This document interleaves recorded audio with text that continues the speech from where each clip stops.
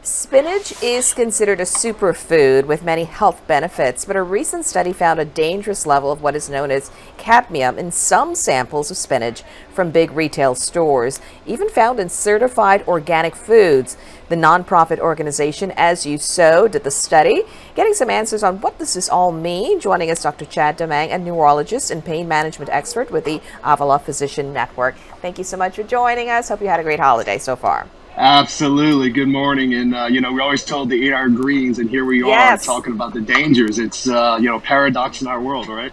Yes. Well, I've not heard of this before. What exactly is cadmium, and does it mean spinach is not good for you, or is there a work around this?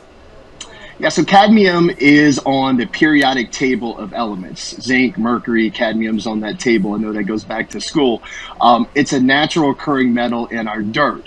We use it for many things. We use it for batteries. We use it for lasers. We use it for television screens, plastics. The problem with cadmium is when it gets into our body.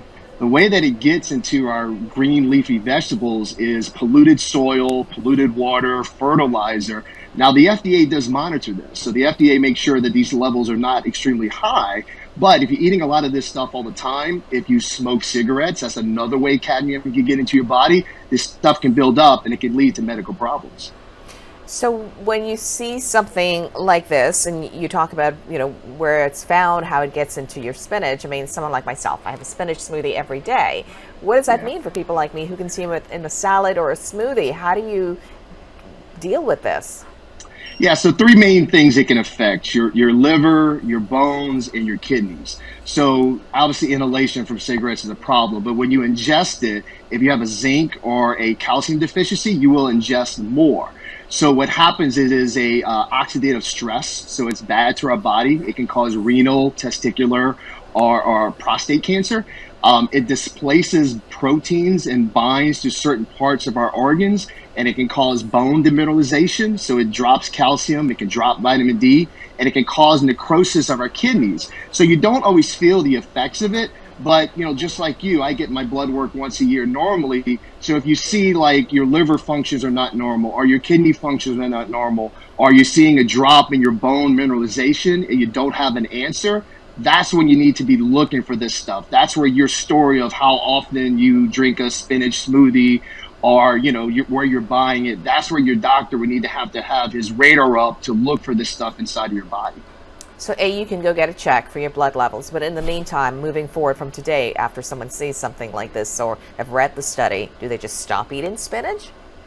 Well, I mean, talk to your produce, make sure, that they're being monitored, make sure that it's FDA regulated.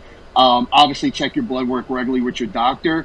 The thing that's interesting, Liz, is the blood level doesn't give you an accurate reading of the cadmium in your body. It stays in your kidneys like 20 to 30 years. So you have to do a urine 24-hour excretion. If your levels are found to be high, you need to try to figure out where it's coming from. There are some chelation therapies where you can kind of absorb it out of your body. But just like you said, it's one of these things we don't think about. It's kind of the oh hum. But if you find yourself with abnormal liver, kidney, things like that, which are kind of a story, that's where you need to talk to your doctor and kind of look for these levels. So you still consume it because if it's packaged, it's in a store, you assume there's some FDA surveillance of this. But check with your doctor if you're not feeling well. That could be linked to Yeah. it. Yeah, the consumption is not the problem. Low dose of this is not the problem. It's when you're taking it all the time and it builds up, that's the problem. Also, like I mentioned, if you have underlying zinc or calcium deficiency, or you smoke cigarettes, those people have a higher Got incidence. it. But it's not a single dose; it's just built up over time. Thank you so much, Dr. Chad. Appreciate it.